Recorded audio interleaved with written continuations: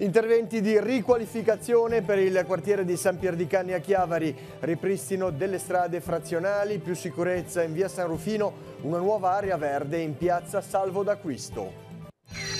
Nel nuovo stabilimento Fincantieri a Valeggio sul Mincio in provincia di Verona, il taglio della prima lamiera destinata alla ricostruzione del viadotto sul Polcevera.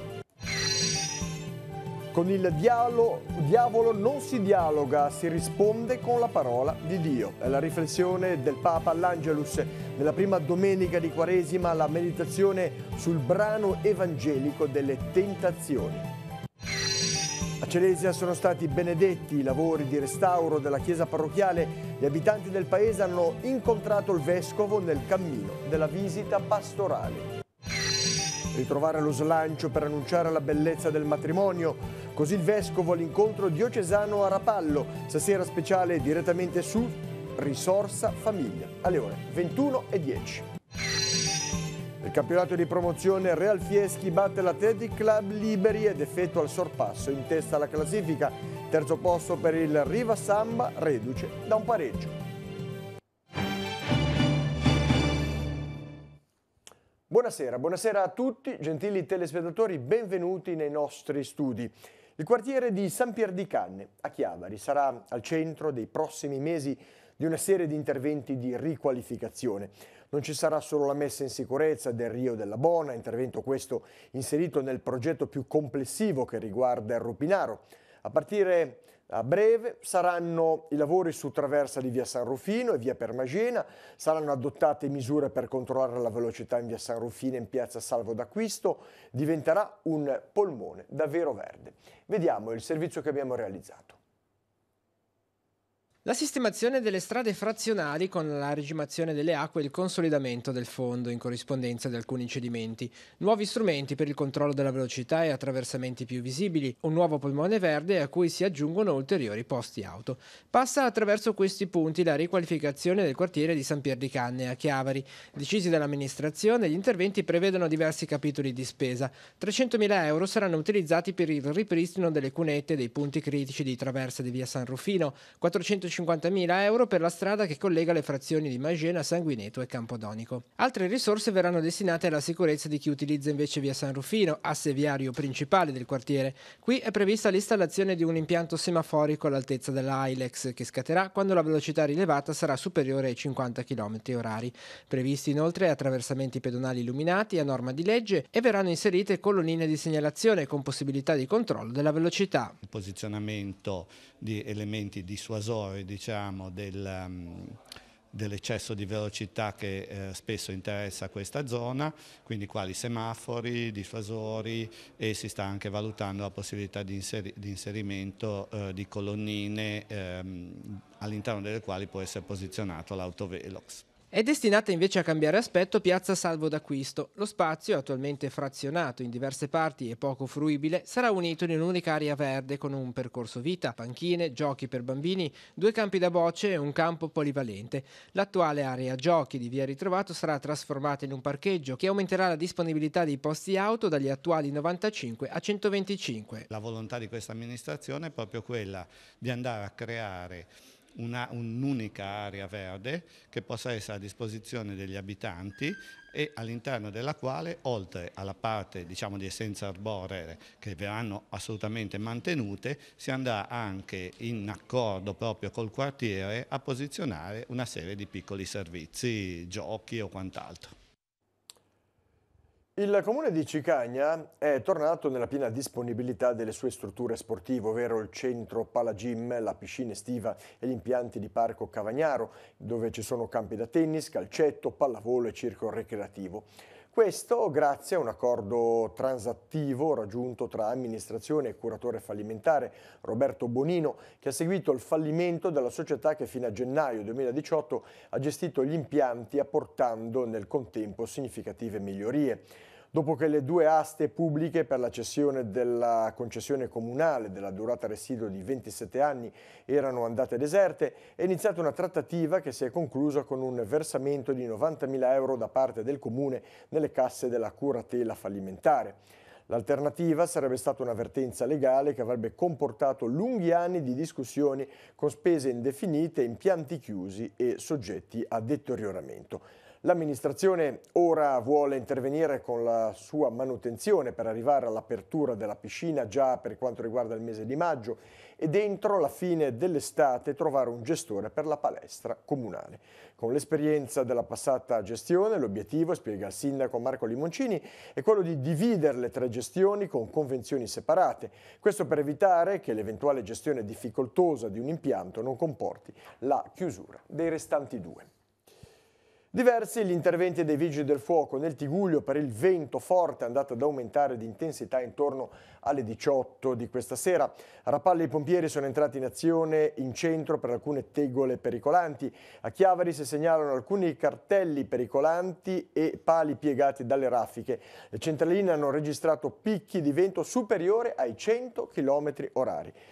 L'anemometro dell'ARPAL del lago di Giacopiane ha superato i 110, 109 il valore toccato dall'anemometro della rete Limet installato sulla torretta del porto di Chiavari alle 19.09. Per la giornata di oggi, lo ricordiamo, il centro meteorologico ARPAL ha emanato l'avviso per vento di burrasca forte.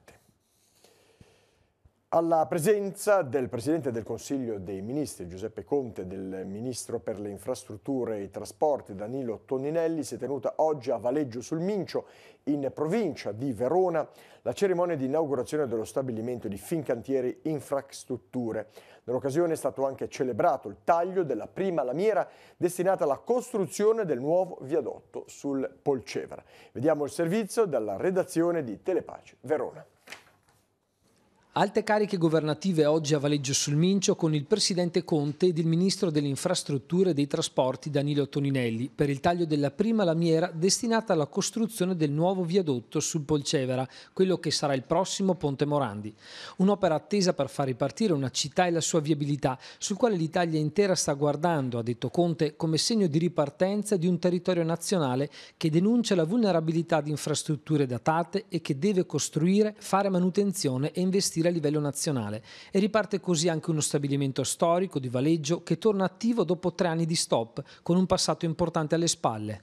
La ex Cordioli EC è stata per tante generazioni la fabbrica valeggiana, quindi era un grande dolore vederla chiusa, era un grande dolore pensare alle tante famiglie degli operai che avevano perso il lavoro, quindi sapere e vedere che Fincantieri investe qua sul nostro territorio, fa ripartire questo grande motore di lavoro e quindi di dignità è un grande orgoglio per noi.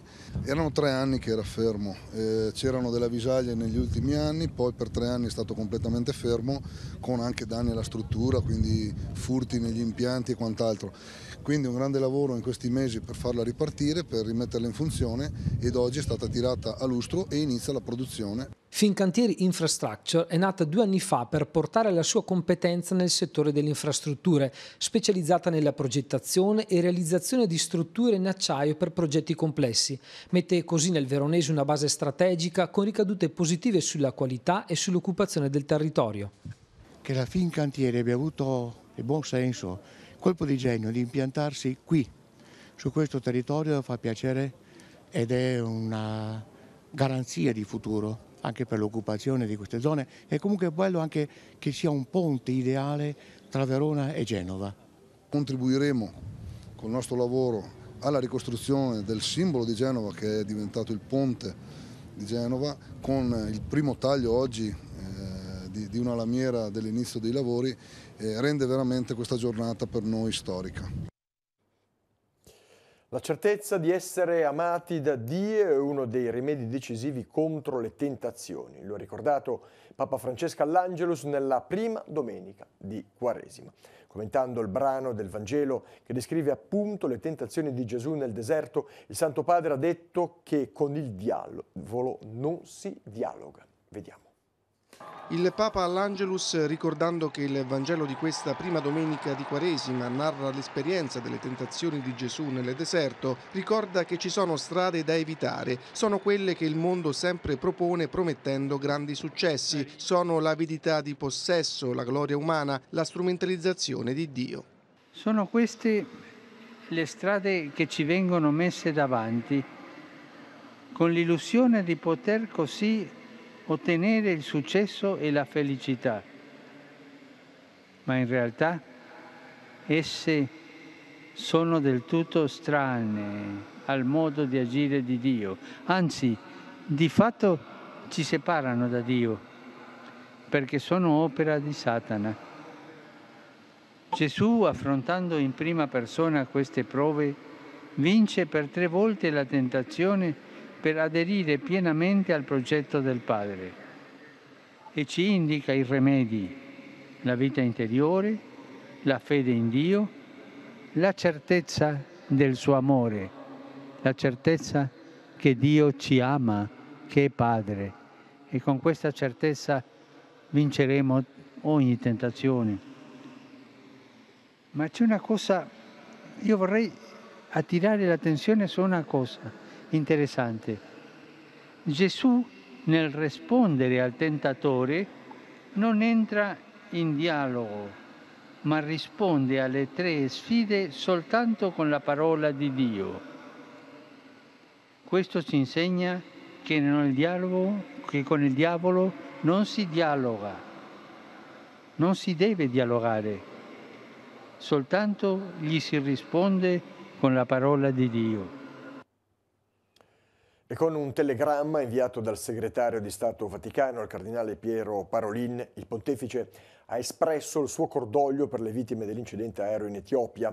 Dopo aver appreso con tristezza dell'incidente al velivolo dell'Ethiopian Airlines che ha causato 157 morti, Papa Francesco prega per i defunti dei vari paesi e raccomanda le loro anime alla misericordia di Dio Onnipotente. Il pontefice invia le sue più sentite condoglianze alle loro famiglie e invoca la benedizione di Dio, della consolazione e della forza su tutti coloro che piangono per questa tragica perdita. Da oggi, per tutta la settimana, Telepace trasmette gli esercizi spirituali sul tema Le parole di Gesù nella notte della cena. Le meditazioni sono curate da padre Davide Carbonaro dei Chierici Regolari della Madre di Dio. Potrete seguire le riflessioni su Telepace 1 al canale 15 da lunedì al sabato alle 10, dalle 15:30 alle 18:30, su Telepace 2 canale 85 dalle 9 alle 14, dalle 18 alle 23:40 e su Telepace 4 al canale 218 dalle 12:35 sino alle 22:35. Nel cammino della visita pastorale, Monsignor Tanasini ha incontrato la comunità parrocchiale di Celesia, impegnati in un cammino di comunione con le parrocchie dell'ambito pastorale di Carasco. In questa occasione sono stati benedetti i lavori di restauro della chiesa parrocchiale. Vediamo.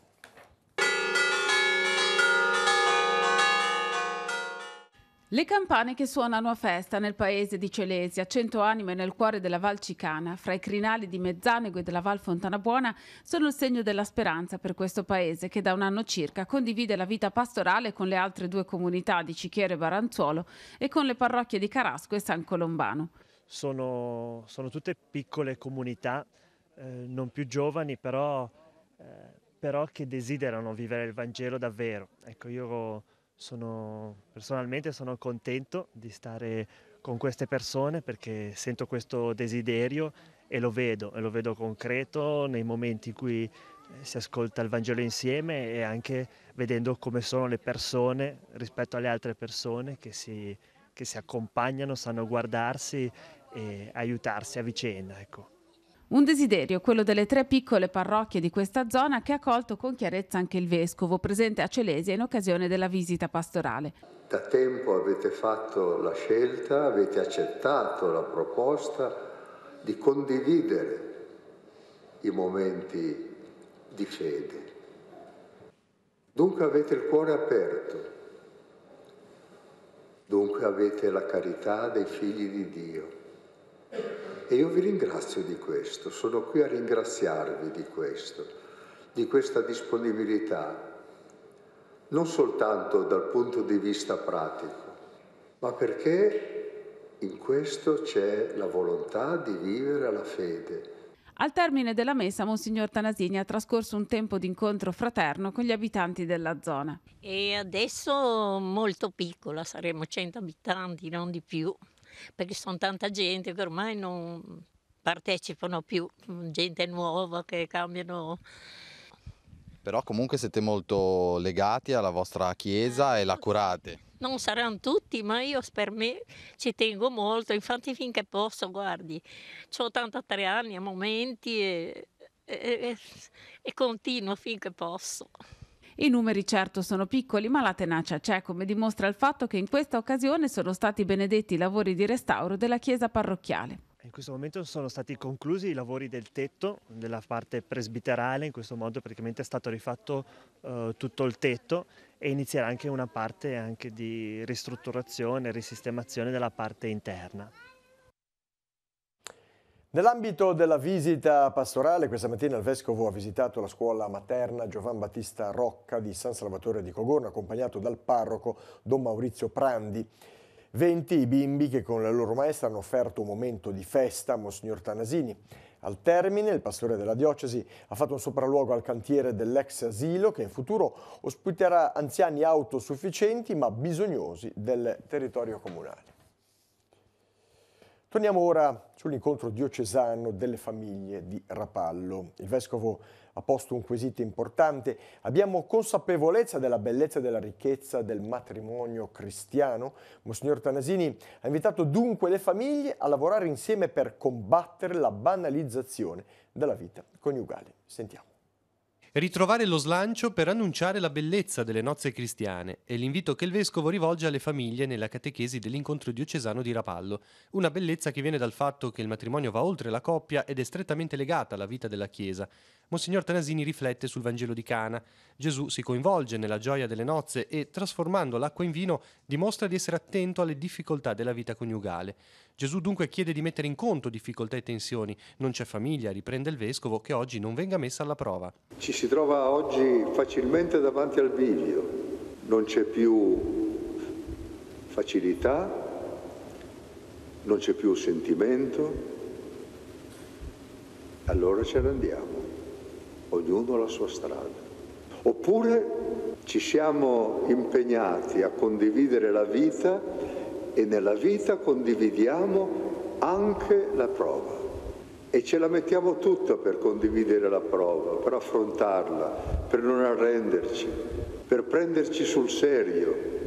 E per farlo noi chiediamo l'intervento anche forte di Cristo.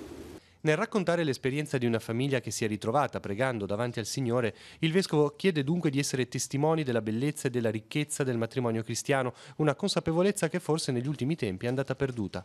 Come oggi le nozze sono banalizzate, come al di fuori della visione cristiana sono maltrattate. Tutto è ridotto tra una relazione tra lui e lei e gioca sulla capacità di vivere questa relazione e non ci rendiamo conto che le nozze cristiane sono questo patrimonio enorme di grazia. Il tema sarà al centro della trasmissione direttamente su dal titolo Risorsa Famiglia, in onda questa sera alle 21:10, canale 15 del vostro telecomando. Ospite in studio Monsignor Paolo Rigon, vicario giudiziale del Tribunale Ecclesiastico Ligure, Raffaele Loiaccono del Forum delle Associazioni Familiari del Tigullio, Lucia Merione del Consorzio Tassano, Paola Celle, segretaria dell'Ufficio Diocesano Famiglie e Silvia Castagno della parrocchia di Rupinaro a Chiavari. Si è aperto ufficialmente il bando regionale per chiedere le borse di studio collegate al sistema nazionale dei voucher. A disposizione ci sono oltre 800.000 euro per poter accedere. I criteri sono i seguenti: 200 euro è l'importo minimo della borsa di studio, mentre 15.748,78 euro è il limite massimo ISEE per l'accesso al beneficio. Qualora gli studenti inseriti nella graduatoria siano tutti beneficiari dell'importo minimo della borsa di studio, il valore di ogni borsa sarà riproporzionato in uguale misura sino a un massimo di 500 euro. La domanda può essere fatta esclusivamente online e deve essere compilata collegandosi al sito di Aliseo. www.aliseo.liguria.it entro e non oltre il 30 aprile 2019. Per informazioni ed assistenza nella compilazione dei moduli online si può telefonare al numero del call center 840 848 028, operativo sino al 30 aprile, dal lunedì al venerdì dalle 9 a mezzogiorno e mezzo, oppure scrivere all'indirizzo di posta elettronica borsescolastiche@aliseo.liguria.it. Passiamo alla cronaca. Un'automedica del 118 è rimasta coinvolta in un incidente stradale questa mattina a Chiavari. È successo attorno alle 10 all'incrocio tra Corso Montevideo e Corso Italia. Il mezzo, che stava effettuando un servizio di emergenza, è andato a scontrarsi contro un'altra auto. Vedete le immagini. Non ci sono stati feriti fortunatamente, ma l'equipaggio dell'automedica è stato sostituito. Il servizio di emergenza è stato comunque garantito dalla seconda automedica in dotazione alla centrale operativa dell'emergenza sanitaria. Proseguono a Chiavari gli interventi di pulizia della rete idrica. Domani IRE inizierà il lavoro di manutenzione dei canali di scarico delle acque meteoriche in via Piacenza, in via Damiano Chiesa, per ampliare la sezione di passaggio e consentire un maggior deflusso delle acque meteoriche provenienti a monte. Sarà necessario rimuovere dal canale di via Piacenza un tubo dell'acquedotto di circa 30 cm di diametro. Successivamente si procederà con l'abbattimento di un muro individuato all'interno del canale di via Damiano Chiesa, che ad oggi risultava sempre vuoto anche in caso di forti piogge. Obiettivo: scaricare le acque piovane direttamente nel canale centrale di Viale Casman. Per consentire i lavori saranno adottate alcune modifiche alla viabilità a partire dalle 8:30 di domani. In particolare sarà chiusa al traffico via Damiano Chiesa nel tratto compreso tra via Piacenza e via Renato Orsi.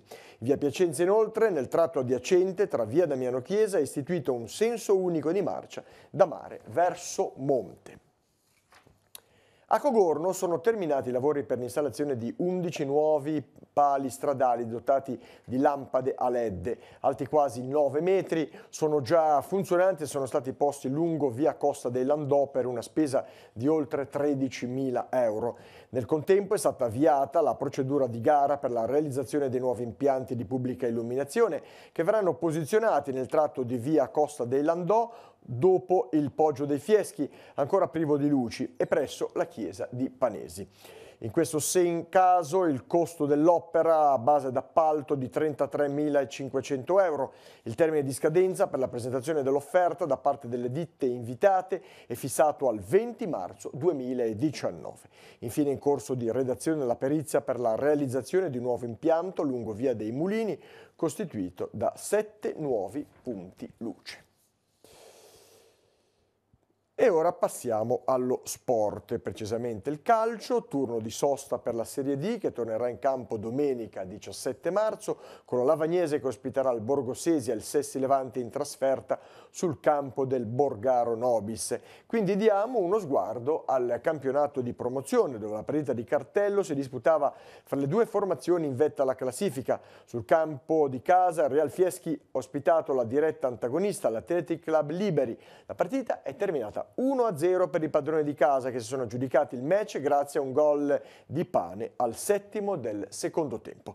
Real Fieschi che ora è capolista a quota 51. Sentiamo le interviste che abbiamo realizzato a fine gara.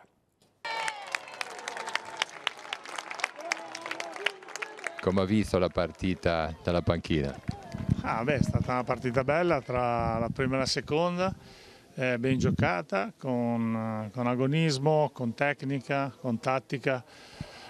Sono riusciti loro a far gol nell'occasione diciamo meno importante di quelle che hanno avuto e il nostro rammarico è che ne abbiamo avuto diverse anche noi per poter arrivare al pareggio facendo un ottimo secondo tempo. Insomma si sa, in queste partite equilibrate poi decide l'episodio. All'andata aveva deciso a favore nostro, oggi a favore loro. Complimenti ai miei e complimenti a loro per la partita che è venuta fuori. Gli è mancato solo il gol. Ma sì, noi poi tra l'altro purtroppo quest'anno ogni volta che giochiamo contro quelle di alta classifica ce ne mancano sempre 3 o 4 di quelli anche importanti, però sono contento perché i nostri ragazzotti, i 2001 che hanno giocato, ne hanno giocati 2, hanno fatto veramente bene e quindi hanno dimostrato di poterci stare. Una bella vittoria.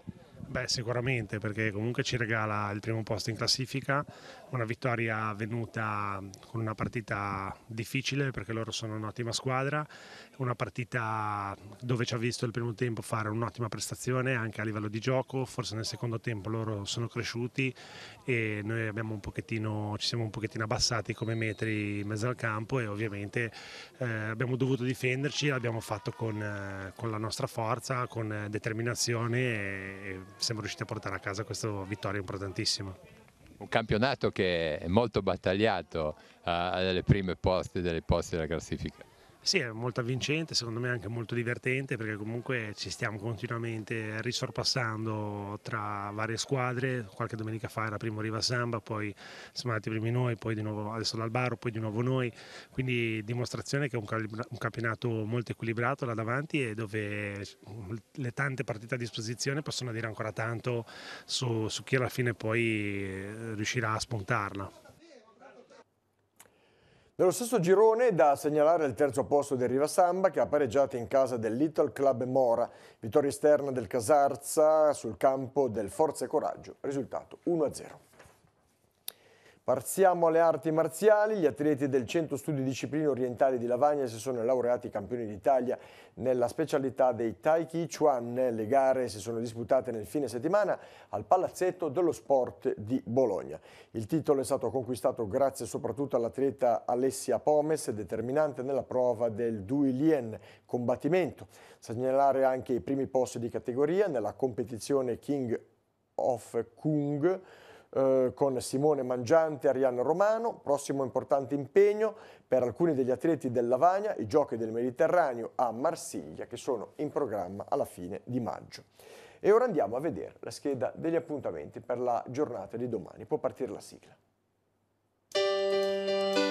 Appuntamenti per martedì 12 marzo. Il Museo Scientifico Leonardini Sanguinetti sarà aperto alle visite dalle 9 alle 12. Nei locali del Seminario Vescovile di Chiavari sono esposti più di 300 apparecchi datati intorno ai primi dell'Ottocento. Nell'ambito del 14° corso di cultura genovese promosso dall'Associazione Castello de Ciavai, alle 16 nella Sala Libellare in via Rivarola a Chiavari si terrà un incontro con Marcello Vaglio dal titolo L'esemmo insieme. L'Accademia Culturale di Rapallo propone una lezione di Rosanna Arrighi dal titolo Oggi vi presento un libro, l'appuntamento è alle 16 nella sede di Villa Queirolo. Ultima lezione del corso di formazione Avo Monte di Portofino dalle 16 alle 18 all'auditorium dell'ospedale di Rapallo. Bruna Rebagliati, direttore generale dell'ASL 4 Chiavarese, parlerà su i volontari Avo nella complessa realtà dell'organizzazione ospedaliera. Uno sguardo alle mostre. Sino al 17 marzo nelle sale del Museo Archeologico di via Costaguta a Chiavari sarà visitabile la mostra Dischi, donne, dati archeologici, una proposta di lettura di dischi metallici provenienti dalla necropoli protostoica cittadina, l'orario dalle 9 alle 14. Ed infine, sino al 30 marzo, al Museo Teatro della Commenda di Prea Genova resteranno esposte le opere di Mario Rocca. La mostra Corpi sarà visitabile con orario dalle 14 alle 17. Prima di chiudere ancora una notizia, sabato a Gattorna, nei locali della scuola materna Santa Caterina, si è svolta la quinta edizione del Fontanabuona Cup, torneo a coppie di subbuteo, il cui ricavato è andato all'istituto. Quest'anno, nel solito clima di amicizia e goliardia, si sono sfidati 24 partecipanti provenienti da tutta la Liguria, più 7 partecipanti alla competizione per principianti. Sul tappeto verde le miniature con i colori delle squadre locali. La vittoria è andata ai genovesi Riccardo Pedemonte e Cristian Roncagliolo con il Carvai, secondo posto per Rapallo Ruentes, terzo posto per la Carlo Grasso e quarto per il Real Fieschi. Premio speciale Fair Play Cova 64 è andato a Alex Braccali. Grazie alle quote di iscrizione, alle offerte dei partecipanti, alla parte del ricavato delle vendite del libro Ritorno al Subbuteo, è stata raccolta la cifra di 600 euro che, così come per le precedenti edizioni, è stata devoluta appunto alla scuola materna Santa Caterina di Gattorna. Questa era l'ultima notizia del nostro giornale. Il prossimo appuntamento, come di consueto, è rinnovato a domani alle 12:45 con Tiguglio Oggi. Grazie per la vostra cortese attenzione, vi auguro una buona serata con i programmi della rete. Arrivederci.